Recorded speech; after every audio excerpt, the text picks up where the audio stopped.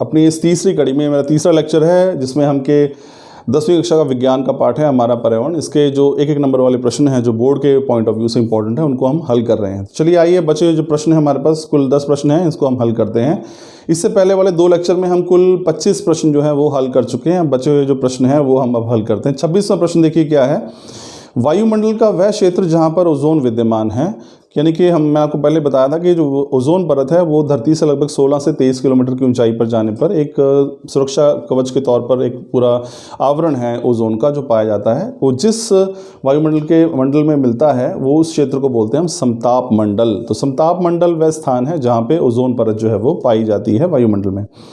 27वां प्रश्न देखिए, अपघटक के उदाहरण लिखने हैं। तो अपघटक मैंने आपको पहले बताया था कि वे जीव हैं जो सड़े गले पदार्थों को या मृत जीवों को अपना भोजन बनाते हैं, उनको हम अपघटक कहते हैं। और इसके अंतर्गत जो उदाहरण है वो है जीवाणु यानी कि बैक्टीरिया और कवक यानी कि फंजाई।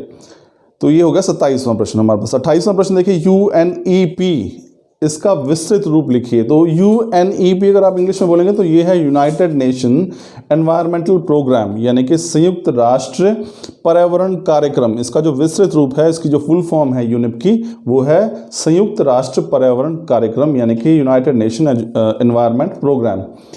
अब 29वां प्रश्न देखिए, सर्वहारी जीव किन्हें कहते हैं। तो सर्वहारी जीव हमने पढ़े, शाकाहारी पढ़ लिया, मांसाहारी पढ़ लिया। अब ये इसमें है तीसरी कड़ी में, ये है सर्वहारी जीव। सर्वहारी मतलब ओमनिवोरस यानी कि ऐसे जीव जो पौधों से और जो दूसरे जंतु हैं उनके मांस से अपना भोजन प्राप्त करते हैं, उनको हम सर्वहारी जीव कहते हैं। इसमें उदाहरण है कौवा। तो कौवा अगर देखिए, अगर आप उसे रोटी डालेंगे रोटी भी खाएगा, मांस अगर आप डालेंगे तो मांस भी खा लेता है। ठीक इसी प्रकार बिल्ली है, मनुष्य भी सर्वहारी है। तो कौवा हो गया, बिल्ली हो गए, मनुष्य हो गए, ये सर्वहारी जीव हैं जो पौधे को भी अपना भोजन बनाते हैं और दूसरे जीवों को के मांस को भी अपना भोजन बना सकते हैं। तो इनको हम सर्वहारी जीव कहते हैं। 30वां प्रश्न देखिए, CFC का उपयोग कहाँ किया जाता है। CFC मैंने आपको पहले बताया था, CFC का पूरा नाम है क्लोरोफ्लोरोकार्बन। ये ओजोन को क्षति पहुंचाने वाले रसायन हैं। इनका उपयोग कहाँ पे होता है? आमतौर पर इनका उपयोग जो है हम शीतलन के लिए करते हैं, कूलिंग के लिए, AC एयर कंडीशन में या फिर रेफ्रिजरेटर जो है वहाँ पर इनका उपयोग होता है। जो गैस उसमें होती है वो CFC होती है, जो कि आपके फ्रिज को या एयर कंडीशन को ठंडा रखती है। पर आजकल इस पर प्रतिबंध लगा हुआ है, हम इसकी जगह अमोनिया का प्रयोग करते हैं। तो इसका सही जवाब है रेफ्रिजरेटर और अग्निशामक में भी इसका प्रयोग जो हम करते हैं। 31वां प्रश्न देखिए, द्वितीय उपभोक्ता कौन से पोषी स्तर में आते हैं। जो द्वितीय उपभोक्ता हैं वो कौन से पोषी स्तर में आते हैं? तो तृतीय में आएंगे। पहले में उत्पादक हैं, द्वितीय में शाकाहारी, तृतीय में जो है द्वितीय उपभोक्ता जो है वो तीसरे पोषी स्तर में आएंगे। 32वां प्रश्न देखिए, आहार श्रृंखला क्या है। तो आहार श्रृंखला क्या है? आहार श्रृंखला वास्तव इसको फूड चेन कहते हैं। वास्तव में एक जीव द्वारा दूसरे जीव को खाए जाने का क्रमबद्ध जो चरण है उसको हम आहार श्रृंखला कहते हैं। जैसे घास है, अब घास को कौन खा रहा है? मान लीजिए कि कोई बकरी खा रही है। अब बकरी को कौन खा रहा है? शेर खा रहा है। तो ये घास को बकरी ने खाया, बकरी को शेर ने खाया। तो ये जो पूरा क्रम है चरणबद्ध तरीके से जहाँ पे एक जीव दूसरे को खाता है, इसी को हम आहार श्रृंखला कहते हैं। 33वां प्रश्न देखिए, खाद्य जाल में बहुत सी डैश होती हैं। अब खाद्य जाल क्या है? खाद्य जाल वास्तव में बहुत सारी खाद्य श्रृंखलाओं का एक जटिल जाल है। तो उस पूरे जटिल जाल में बहुत सारी खाद्य श्रृंखलाएं होती हैं। तो ये सही जवाब यहाँ पे है खाद्य श्रृंखलाएं। तो 33वां प्रश्न जो है कि खाद्य जाल में बहुत सी खाद्य श्रृंखलाएं होती हैं।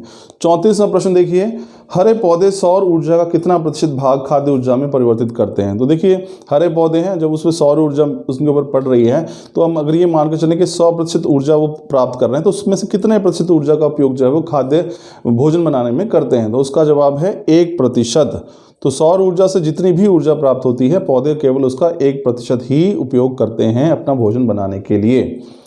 अब इस असाइनमेंट का लास्ट प्रश्न देखिए, 35वां प्रश्न है, पारितंत्र में ऊर्जा का प्रवाह कितनी दिशाओं में होता है। ये बड़ा इंपॉर्टेंट प्रश्न है। इससे पहले ये आपको पता होना चाहिए कि पारितंत्र में ऊर्जा का प्रवाह जो है वो केवल और केवल एक ही दिशा में होता है। तो ऊर्जा जो है वो पौधों से शाकाहारी में, शाकाहारी से मांसाहारी में, मांसाहारी से उच्च मांसाहारी में, तो इस प्रकार से केवल एक दिशा में जाती है, उल्टी दिशा में नहीं जाएगी। यानी कि ऐसा नहीं है कि मांसाहारी से वो शाकाहारी में ऊर्जा आएगी, शाकाहारी से पौधों में आएगी, ऐसा नहीं है। तो ऊर्जा का प्रवाह केवल और केवल एक ही दिशा में होता है। तो स्टूडेंट, ये थे हमारे सभी इंपॉर्टेंट प्रश्न जो कभी ना कभी बोर्ड में पूछे गए हैं या फिर इस लेसन में से इंपॉर्टेंट है, जिनके बोर्ड के क्वेश्चन पेपर में आने की संभावना है। तो उम्मीद है कि पार्ट जो हमारा पर्यावरण है, इसके सभी 35 के 35 जो अति लघुतरात्मक प्रश्न आपको समझ आए होंगे। Thank you.